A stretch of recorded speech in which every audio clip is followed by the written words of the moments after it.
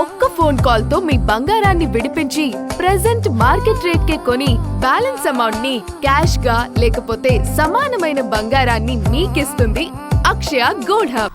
Colombia దక్షిణ ప్రాంతంలో వరదల తీవ్రత ఏమాత్రం తగ్గలేదు. భారీ వర్షాలతో పోటెత్తిన వరదలకు 69,000 కుటుంబాలకు ప్రభావితమయ్యాయి.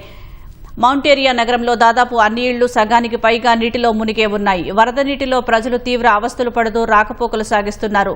ఎల్డరాడోలో ప్రజలు వరదలో గల్లంతైన తమ వస్తువులు సేకరించేందుకు ఇబ్బందులు పడుతున్నారు. స్థానికంగా సీను నదికి వరదలు రావడంతో ఎల్డరాడో నీట మునిగింది. కొలంబియా కరేబియన్ ప్రాంతంలో కొత్తగా శీతల గాలులు ప్రవేశించాయని, వీటి ప్రభావంతో వర్షాలు పెరిగి బలమైన గాలులు వీస్తాయని అక్కడ వాతావరణ విభాగం ప్రకటించింది.